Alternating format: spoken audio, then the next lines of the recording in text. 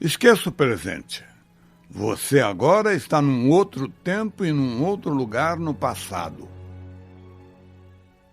Encontra-se no início do primeiro século da era cristã, numa vibração profunda de amor e de beleza.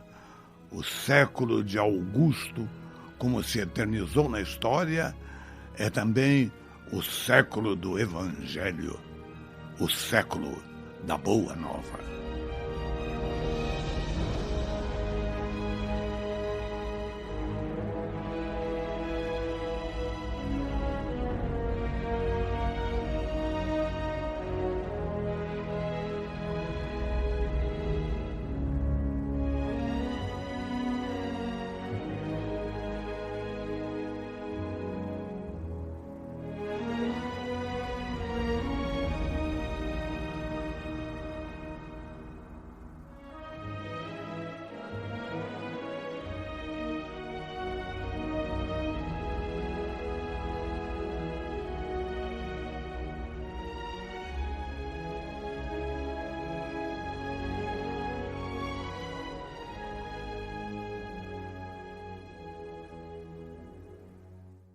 Apesar de empenhados de corpo e alma na luta contra o mal, às vezes um ou outro apóstolo mostra sinais de insegurança. Nos tempos que se seguem à organização do grupo, frequentemente o mestre tem de intervir para esclarecer dúvidas, acalmar temores, mediar discussões, enfim, atuar em todas as situações vistas como normais numa pequena comunidade de convívio muito intenso. Na grande obra em que se acham envolvidos, o que mais impressiona os discípulos no momento são os encontros de Jesus com os endemoniados. A palavra diabo deve ser entendida no seu justo significado. Simboliza esse nome todos os maus sentimentos que dificultam aos homens a aceitação da boa nova. Os adversários do bem, os de vida perversa, que repudiam a existência pura, a principal riqueza dos adeptos do Evangelho. Não se deixem comover pelos gritos desesperados dos espíritos malfeitores, pois a arma que usamos para expulsá-los de suas vítimas não é o chicote ou a espada, mas o amor do Divino Pai. Não lhes causamos dor, ofertamos redenção, o suspiro de alívio do obsidiado que se vê livre do demônio. Isto sim nos deve comover. Dentre os apóstolos, Tadeu é o mais impressionável. Não consegue esconder seu encantamento pelos feitos de Jesus. Após a prédica, o mestre e demais companheiros vão a Cesareia de Filipe dar atendimento a necessitados. Estando só, Tadeu é agora posto à prova. Trazem a ele uma pobre demente, na esperança de que o discípulo expulse os espíritos perturbadores que a subjugam. São furiosamente agressivos os olhos esgazeados da mulher que se debate segura por dois homens. Tadeu ergue os braços aos céus e, em prece silenciosa, pede ao Pai que o ilumine, pois a missão é difícil. Aos gritos e grunhidos aterrorizantes, a possuída se dá conta das intenções do discípulo e o ódio redobra suas forças. Num safanão inesperado, atira por terra seus contendores e avança para Tadeu, berrando impropérios. Quem ousa? Quem ousa? Pensa que me domina, esfarrapado? Não pode comigo! Não pode comigo! Eu mando! A minha vontade é soberana! Tente me expulsar e eu atiro as suas entranhas aos lobos! Em nome de Deus! Em nome de Deus eu peço! Cala a boca, seu fraco! Deus fala pela boca de meu discípulo, e a voz de Deus não se cala. Mestre, que bom que voltou! Quem é esta criatura que rejeita o abraço de Deus e nos enfrenta com tamanha fúria? Que mal lhe fizemos para tanto ódio? Será mesmo sua essa revolta, senhora? Ou será de alguém oculto nas profundezas de sua alma e que se recusa a mostrar a própria face? Num caso como no outro, o amor do Pai é o mesmo.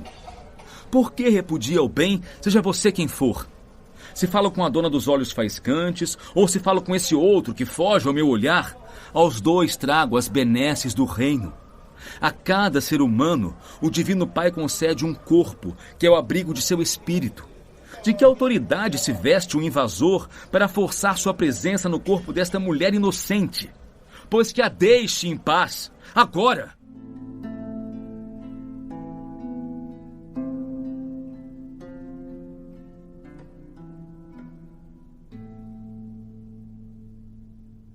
O confronto se estende. O invasor é insensível às palavras do mestre. Aos fundamentos do bem, responde com sarcasmo. Às ordens do Cristo, reage como fera acuada. Na escala de virtudes de um pregador sincero, paciência é qualidade essencial. Condenar é fácil, recuperar é difícil.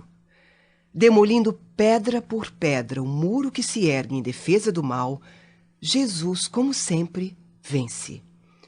Já sem forças para resistir, afasta-se o espírito usurpador do corpo que não lhe pertence, não para voltar às trevas da ignorância, mas para ir ao encontro de uma nova consciência. Senhor, nada neste mundo pode ser mais belo. Como se despertasse de um sonho mau, a mulher se livra da demência, sorri e sai caminhando feliz. Isso me faz pensar, mestre. Pensar é um dos mais caros atributos que o Pai nos confere. Fale de seus pensamentos, Tadeu. Mestre, o que acabo de presenciar não foi mera ilusão, tampouco obra de um feiticeiro. O poder emanado de seus olhos, de suas mãos, Senhor, pode e deve ser aproveitado de forma muito mais eficiente, completa. Leve em conta, meu discípulo, que não emana de mim, mas sim de Deus o poder a que se refere. Falo pelo que vi e ouvi, Senhor.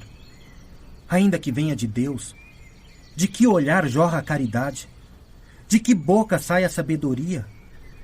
De que mãos o gesto que cura? De Jesus de Nazaré.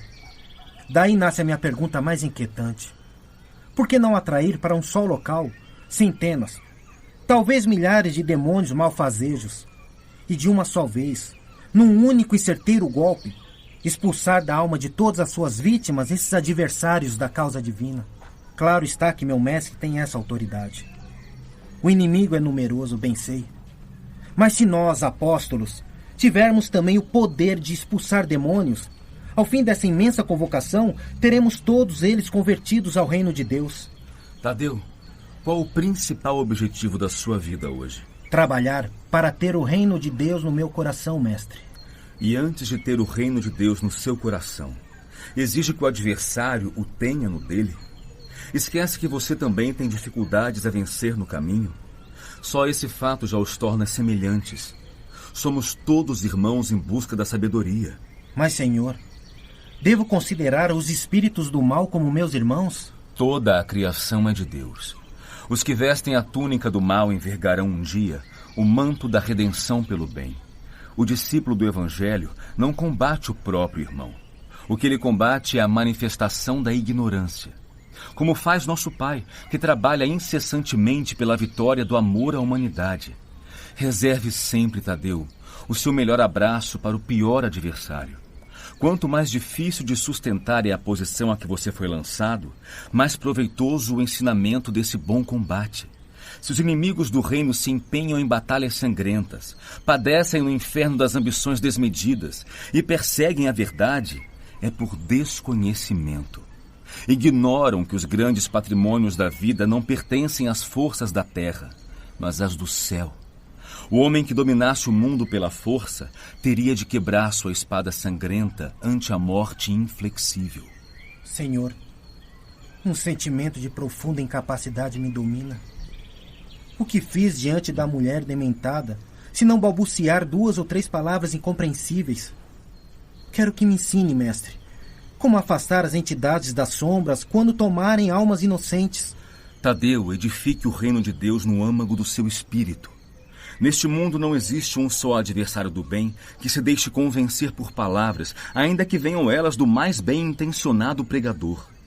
Só a luz do amor divino é forte o bastante para converter uma alma à verdade. E no silêncio de uma prece interior pode-se encontrar também a força para a edificação evangélica. As dissertações filosóficas fazem parte do nosso trabalho, mas não o realizam por completo. Nas palavras bem arranjadas de um homem, pode ocultar-se a indiferença como uma túnica brilhante acobertando a falsidade. A luz do Pai ilumina o espírito e dispensa o longo discurso, Tadeu. Você só pode doar a outros corações o que possui em grande quantidade no seu próprio coração. Vai, homem, trabalhe pela vitória, seja digno da confiança do Pai, zele por si mesmo e ame a seu próximo. Porque além desta vida, ninguém lhe perguntará pelas obrigações que tocam a Deus, mas sim do quanto você fez do que era de sua responsabilidade. Boa nova.